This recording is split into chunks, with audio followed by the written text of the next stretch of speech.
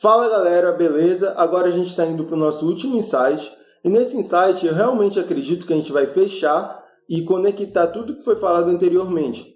E a partir disso você vai conseguir realmente produzir uma solução criativa. No insight de hoje a gente vai falar sobre clareza. Como eu disse logo no início dessa jornada, a clareza é a primeira fase do processo criativo. Então, o raciocínio criativo ele começa a partir só de uma situação-problema, uma necessidade ou um desafio. Por isso, é tão importante que a gente saiba definir o desafio que a gente precisa resolver. Porque se a gente definir o desafio errado e constrói a solução certa para o desafio errado, a gente construiu também a solução errada. É como diz o Murilo Gun, cavar bem no lugar errado é cavar mal. A mesma coisa se você usar um exemplo futebolístico. Se você faz um golaço, mas ele foi um gol contra, não adiantou de nada, na verdade só te prejudicou, só te fez perder tempo. Um erro comum que a gente tem é imaginar o problema. Mas o problema ele nunca deve ser imaginado, ele deve ser investigado. A imaginação deve ficar só a partir da segunda fase do processo criativo.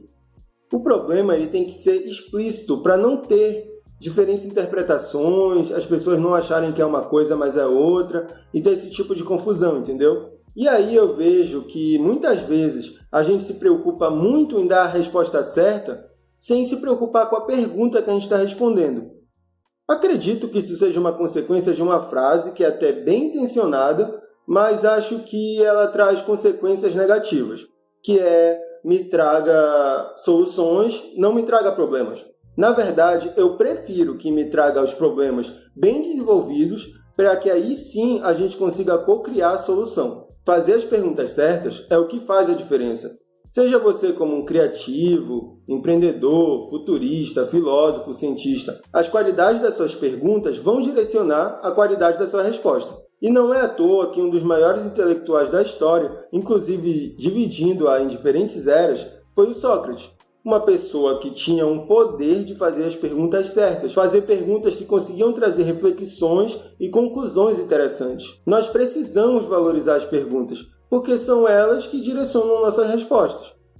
A resposta de qualidade é consequência de uma pergunta de qualidade. Então, falando como facilitador, não adianta ter as melhores ferramentas, as melhores técnicas, as melhores habilidades, se tu está baseando todo o teu projeto na premissa errada. Vai dar errado. Tem uma frase que se atribui ao Einstein que diz assim: se eu tivesse 1 hora para resolver um problema e a minha vida dependesse disso, eu gastaria 55 minutos apenas pensando na pergunta certa a se fazer. A partir disso, as decisões, a resposta, a solução será mais fácil de ser encontrada. Fazer a pergunta certa agiliza o nosso trabalho, torna todo o nosso desenvolvimento mais ágil.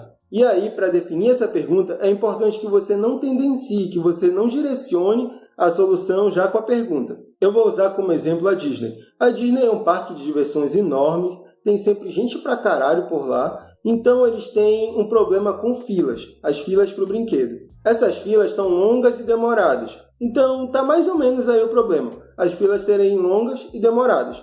Então, qual seria a pergunta desafio que a gente tem que definir? Muita gente pode dizer assim: como fazer com que as filas andem mais rápido? Essa pergunta ela está tendenciando uma solução. Provavelmente todas as soluções a partir dessa pergunta vão se preocupar com velocidade. A solução pode ser diminuir o tempo de duração no brinquedo, ou então aumentar o número de vagas no brinquedo, entendeu? São essas soluções mais ou menos. Você pode tentar pensar em algo também a partir dessa pergunta. Essas foram as minhas soluções. Mas a Disney teve uma percepção interessante, uma percepção diferenciada. Eles pararam de se preocupar tanto com o tempo que as pessoas demoraram, com essa velocidade para fazer com que a fila andasse. E eles se preocuparam em manter a qualidade da experiência do cliente. Então, a pergunta que eles fizeram foi: como melhorar a experiência do cliente durante as filas? Nota que essa pergunta ela não está tendenciando uma resposta, ela está bem aberta. Você pode pensar em diversas possibilidades a partir dessa pergunta. E qual foi a solução que eles tiveram? Agregar valor a todo momento, inclusive nas filas. Para evitar que as pessoas ficassem estressadas e entediadas, eles começaram a fazer show de fogos, a espalhar personagens por todos os locais. Então, todo lugar sempre está sendo contado uma história, sempre está havendo uma distração, algo interessante. Sempre tem uma narrativa. O problema real não era exatamente o tempo que a pessoa passava na fila, mas o tédio e o estresse que ela ia acumulando durante aquela espera. Para ajudar vocês a fazerem as perguntas de desafio certas, eu vou apresentar 2 ferramentas. Então, essa última parte do vídeo ela vai ser bem mais ferramental. A primeira ferramenta, eu vou focar na primeira fase de uma técnica chamada BCPS. Essa parte da técnica é dividida em 3 fases. O primeiro momento é sobre explorar a visão. É uma fase de divergência. É agora que você abre as possibilidades sobre qual o problema que você quer resolver. Utilizando esse exemplo da Disney, o problema pode ser tédio, o problema pode ser velocidade na fila, o problema pode ser ansiedade, o problema pode ser que temperatura, está calor demais, está frio demais, entendeu? Agora é a hora de abrir as possibilidades do problema que pode ser que você queira solucionar. A segunda fase é sobre investigação e convergência. É importante que você não tenha como fonte assim as vozes da sua própria cabeça. Dá uma pesquisada, entendeu? Busca dados, observe o comportamento das pessoas, faz entrevistas, faz essa pesquisa para que você possa entender. E a partir da análise desses dados, você vai poder realizar a convergência selecionando qual ou quais os problemas que serão necessários solucionar, qual o problema verdadeiro. Por último, você elabora a pergunta-desafio, mas lembra, ela tem que ser aberta e não pode ser tendenciosa. Nessa onda de Covid, pensando para exemplificar essa pergunta-desafio, poderia ser mais ou menos assim: como eu posso minimizar e evitar os casos de Covid no meu prédio? E aí eu deixei bem aberta para a gente buscar uma solução. A segunda ferramenta, talvez muitos de vocês já conheçam, ela é chamada de 5 porquês. Consiste em fazer um número X de perguntas até chegar no problema raiz. Então, não necessariamente você precisa fazer 5 perguntas, pode ser mais ou pode ser menos, contanto que você se aproxime ou realmente chegue no problema raiz. Tá, eu vou exemplificar, mas antes eu preciso contextualizar esse exemplo. Eu sou paraense, eu torço para um clube chamado Paysandu. Ele é o maior clube do Pará, é o maior clube do norte do Brasil, com a maior torcida, com maiores títulos, etc. Tá bom, depois de eu sustentar um pouco o meu time, eu vou explicar melhor.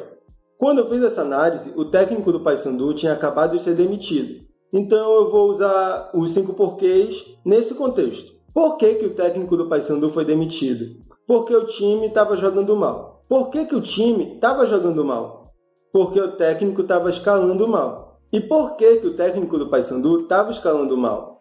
Porque tinham poucos jogadores disponíveis. E por que tem poucos jogadores disponíveis? Porque o plantel é pequeno e muitos desses jogadores são lesionados. E por que o plantel é pequeno e tem muitos jogadores lesionados? Porque a diretoria fez poucas contratações para essa temporada e muitos desses jogadores não estão em boa forma física. Nota então que a gente está chegando ou chegou realmente à raiz do problema. O problema tem poucos atletas para um grande número de jogos e eles estão com pouco preparo físico. Qual poderia ser a solução interessante para isso então? Seria contratar mais jogadores nas posições que estão mais carentes de atletas e potencializar o preparo físico para evitar lesões. Nota que quando a gente começa a encontrar o problema certo, a resposta ela fica melhor direcionada para a gente. A conclusão disso tudo a qualidade das nossas perguntas direciona a qualidade das nossas respostas. E também não aceita a primeira resposta certa. Há maneiras diferentes de chegar no mesmo objetivo. Para essa aula, o desafio vai ser você pensar num problema que você está passando na sua vida pessoal, no trabalho, na faculdade, em algum desses lugares, e tentar buscar o problema raiz. Bom, galera, a gente está chegando ao final dessa jornada. Eu fico muito feliz de vocês estarem chegando até aqui junto comigo. Eu fico muito grato pelo convite e oportunidade que a Transcriativa me deu de fazer essa jornada aqui com vocês. Eu tive alguns probleminhas estruturais com o microfone, com câmera, com notebook. Tudo que poderia acontecer, aconteceu. Então, se tiver alguns probleminhas no vídeo, eu peço desculpas. Mas acho que o resultado foi muito positivo. Eu tive muitos aprendizados e espero também que vocês tenham aprendido muitas coisas com esses insights, com essa jornada que a gente teve. Espero que tenha sido proveitoso. Se você gostou, entre em contato comigo, fala. Eu gosto muito de saber quais são os pontos mais importantes, quais pontos vocês acharam menos importantes. Tamo junto, vamos rumo à produtividade criativa. É assim que a gente vai conseguir construir, na verdade, co-criar o futuro desejável e abundante que a gente tanto sonha. Valeu, galera. Meu nome é Vitor Maués. Tamo junto.